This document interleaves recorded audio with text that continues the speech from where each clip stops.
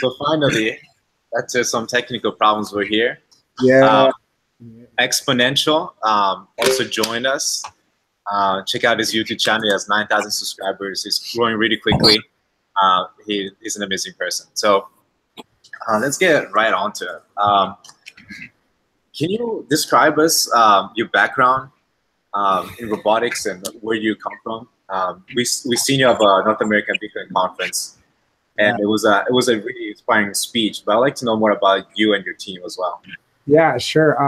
I've been doing robotics almost my entire life, actually. So, I started when I was a kid, 12, messing around with little computer chips and making things in the garage, you know. And it just kind of perpetuated from there. And I ended up going into different competitions and winning those, and started working on some government projects, medical projects, and it just kind of spiraled into what it is now. So I've almost worked in every industry in robotics in some capacity. So okay. Really interesting. With Fedora Labs, I saw that you also see Fedora Labs.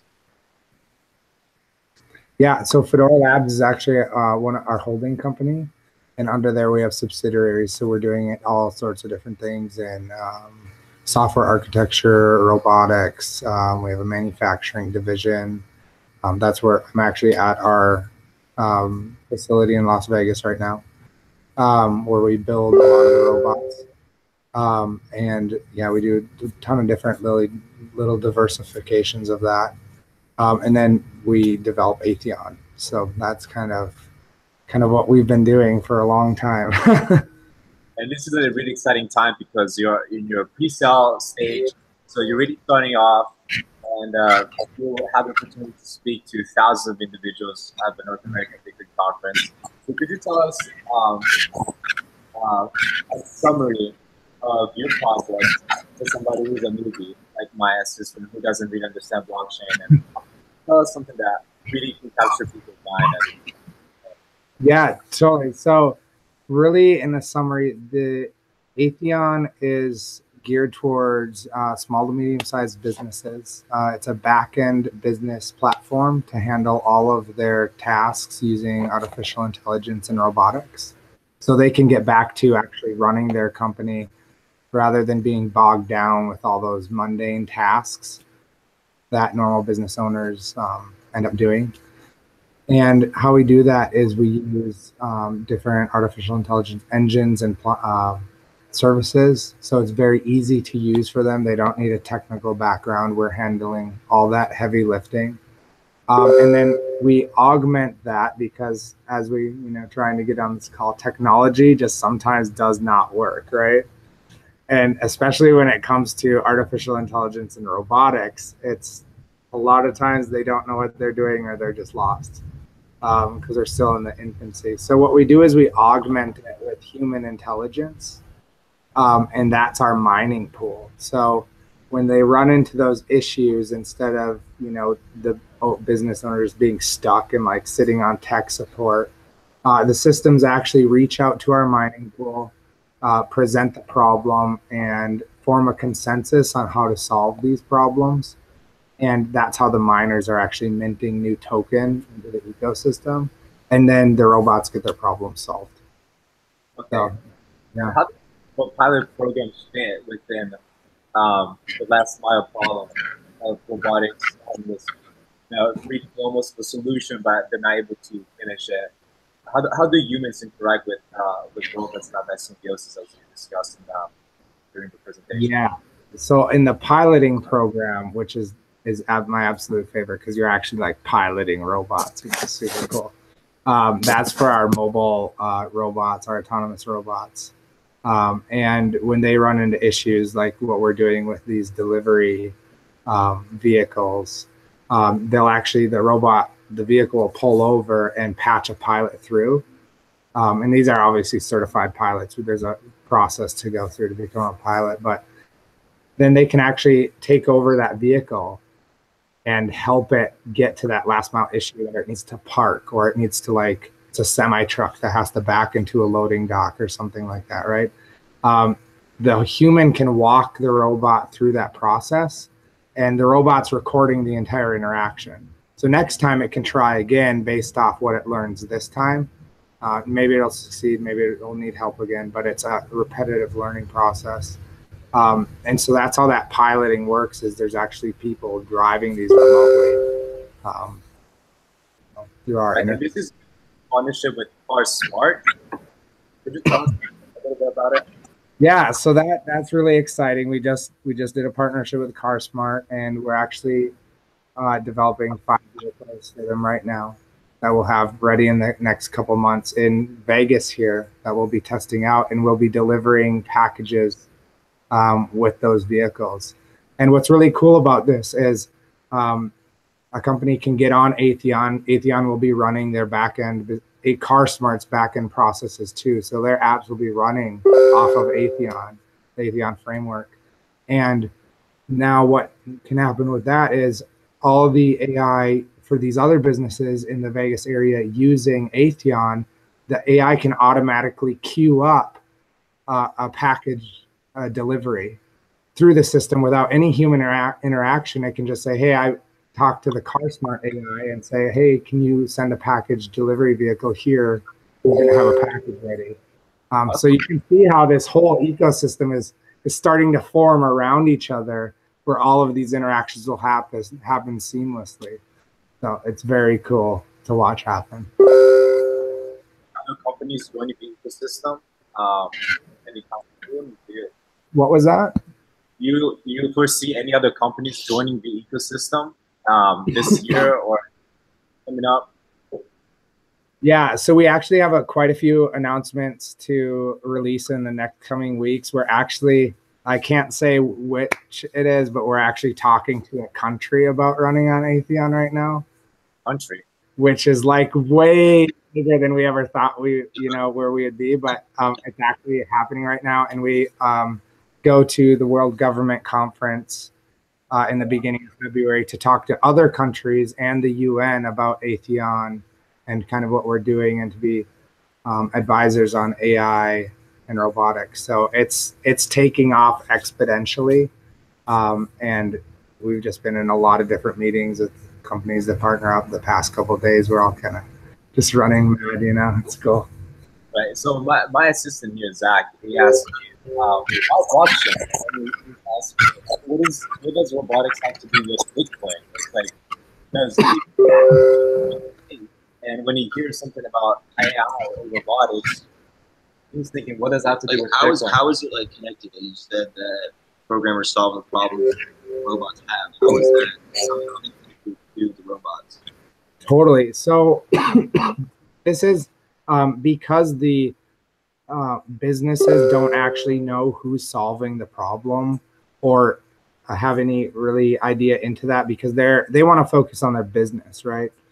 They don't want to be trying to manage this process or any of that. So how we do that is because of the decentralization of our platform, we use blockchain to actually keep track of all of this happening and run all those mining processes on it. So when those problems are being solved, that's where we're heavily using the blockchain to keep track of all of it and make sure it happens.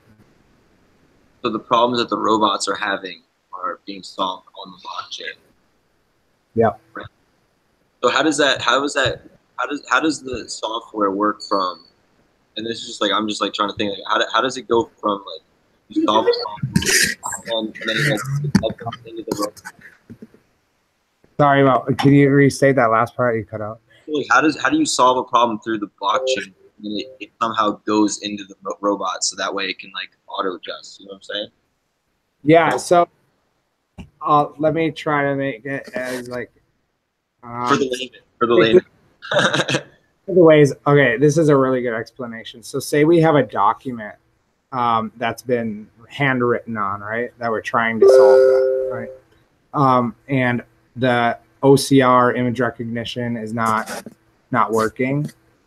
It will pass that document out to our specialist miners, and they will be able to actually look at the document and give their input on what that might be. Then that will get recorded on the blockchain. There's might be some miners actually running GPUs and they're running their own tweaked versions of OCR or a different algorithm to do image recognition, right? And they'll be able to record their input onto the blockchain. And so what will end up happening is all this entire consensus pool is formed, and then there's weighted averages, and eventually it will come back with, okay, this document is probably this, and then on top of having a weighted solution, we have all of these different individual use cases of what every miner said, and then we can take all of that information. It's obviously formatted in a certain way, but we can take that, all of those transactions in, and then process them, and then come out with a solution. So how is the token fit within the ecosystem? How would it be used? How is that part used? Yes, how would the token be used? Oh, the token. Sorry. Yeah, you go. So besides the mining portions, what we're using with the token is the B2B transactions. So right now, if you're a business, you're traveling through, a financial institution, you have to go to the bank or wire, things like that. Well, with what we're talking about, like package delivery and getting things ready and using robots, all needs to happen instantly. So that's the second use of our token, is these businesses through artificial intelligence almost instantly, and then actually complete those tasks. So it's really seamless. And the third way is, because we're inside of all the backends of these businesses running, what we can do then is those businesses, through our point of sale, they can actually accept it as a form of currency. Right. So at our velocity, this really will become, with all the partnerships we're creating, this will be a token where you could actually go somewhere in person and use it to buy, a coffee or lunch or, something, and have the package delivered to you. So it's a really end-to-end solution. So small businesses will be able to subscribe and basically rent out computing power and robotics, and basically minimize their menial tasks. Yes, yeah. So the platform is completely subscription based on how much they use, and so they'll subscribe and get their system on there, and then okay. And during the presentation, you mentioned something called the circular hierarchy, and you kind of brushed on it a little bit. Could you explain a little bit about it?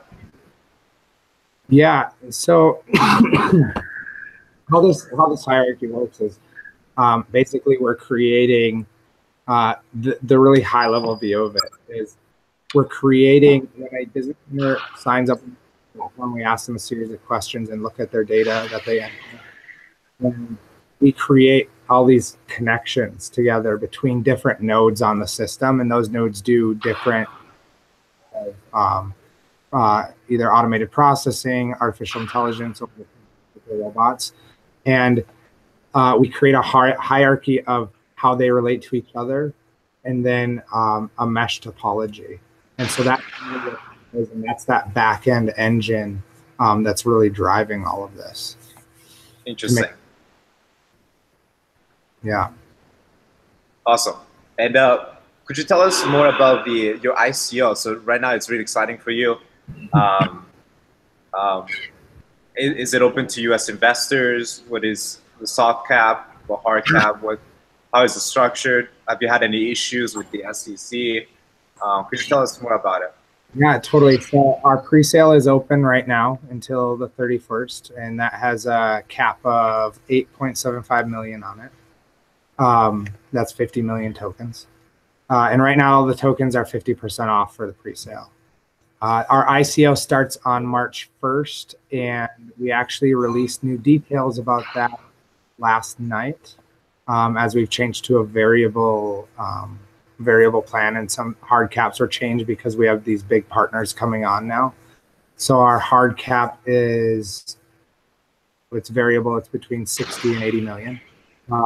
And so as the use of the token, because it's a utility, we are completely SEC compliant. We have a full team of attorneys working on that to make sure it's good. And we're actually in the process of becoming a money transfer company, which is very similar to how Coinbase is set up. So during our crowd sale in March, individuals will actually be able to buy with credit card and fiat, besides, you know, typical cryptocurrencies. So that's awesome. Yeah, and speaking about marketing, what is your strategy to really reach out to millions of people and really getting the word out? What is your strategy for? Yeah, so at the beginning here, we were really focusing around the Miami Bitcoin conference. Now we're really doing a lot of press releases. We're teaming out with different YouTube crypto specialists, and really just forming our Telegram channel. You guys watching can get in on. We're building the community around Aitheon to really drive Aitheon. So we have extremely active members in there right now, and they're pulling together ideas and forming concepts. So those guys are totally awesome. They're really driving this hard. And so, yeah, it's really a grassroots effort, and then the higher, you know, marketing effort too. Yeah, definitely. I was really impressed by the Telegram, where I could just interact with you directly and organize this meeting. So I would suggest anybody listening to join the Telegram, ask questions, and really get involved, because in this crypto space, we really need to build a community and have more interaction between each other. So how do you see, I mean, robotics and AI is such an interesting topic, but where do you see the industry going in 5 years, if even it's even possible to even see? Well, so I think, it's really expanding, and we're going to see it in all aspects of our lives. I mean, a lot of us don't realize it, but we're already using it every day. For example, like I have a Pixel, Google Pixel phone, and the camera actually on it by specs is not good at all. But this artificial intelligence they're running behind the scenes, no other camera can beat the image quality. But no one would know that they're using AI to do that. Right? So it's all of these small things like this that are just happening, that are seamless, that it's just getting increasingly more popular, and it's going to be everywhere. So that's kind of, you know, part of, you know, to avoid job disruption by creating these pilots, because the technology is coming so quickly. You know, humans, we can't really adapt as fast as it's coming. So it's really middle ground. Yeah, I've seen a lot of comments about some of the concerns of robots taking over jobs, or even, you know, doomsday scenarios that even Elon Musk is mentioning, of the singularity and the computers getting much more advanced than humans and becoming like almost like a new type of race, where they're going to be so more advanced than us, then why even have us around? Exactly, right. Yeah, and that, I mean, there's all this talk about that, and I mean, on that note, I don't know if you know about the Facebook when they had two AIs talking to each other, and the goal was to barter, and they actually took the English language and adjusted so they could speak more clearly to each other, but no one knew what they were talking about, and they came to an agreement. Yeah, it's things like that. We're like, we step back and realize, like, this is, you know, could advance to levels that we can't really control, and it's going to be a very interesting time to live in. And what are your thoughts on robotics and the symbiosis with robots and having chips within our bodies and stuff like that? Yeah, as on the human side, like implants and things like that of devices, I think you know, there's been a lot of work done on it. I think we have a long ways to go. You know, our human flesh doesn't really take to that type of integration well, but eventually, to keep up with this technology, we're gonna have to find some way to interact that's better than a keyboard and a mouse, because it's, you know, we've been doing that for so long, and we're just falling behind. So I'm sure as society we'll come up with something great. I know there's scientists out there that are working on it right now. So absolutely. And then also the involvement with the government, understanding how robots will, if they're going to have rights, how we're going to interact with them. So that will be really interesting. Yeah. So I'm going to open the floor also for Brian here from Xpanential. If he has any questions for Andrew. Can you hear us, Brian? Hey, Andrew, can you hear me? Yeah. Yes. Hey, how's it going? Awesome. Yeah, I pretty much don't have anything. I just let McKelly over here ask you whatever. So pretty much he pretty much covered pretty much anything I was going to ask you. So I mean, anything else you have to say, feel free to leave it out there. Okay, so I guess what my last question is, where can we find more about your project? Where are going to be other events, other conferences you're going to go to? How can we reach out? I'm going to link all the links below. For sure. Aitheon.com is obviously the website. You can go there, sign in, actually start. The dashboard is running on Aitheon. You can become a beta tester like that through there. Our Telegram channel, all of our team is on it all the time. We're taking like hourly shifts. So someone is on there all the time. You can come talk to us, hang out with us, exchange ideas. That's a great spot to be. And then we're going to be in Dubai, Singapore, Miami, New York, and Estonia. That was in a weird order. But all of those places during February, promoting the project and meeting with partners and things like that. So definitely, if you're in one of those areas, hop on the Telegram channel and we can, you know, find a way to get together.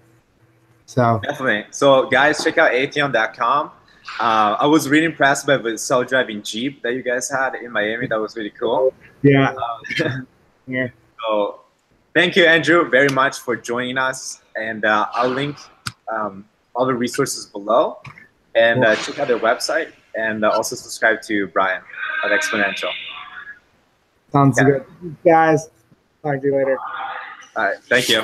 Bye. Hey, Brian.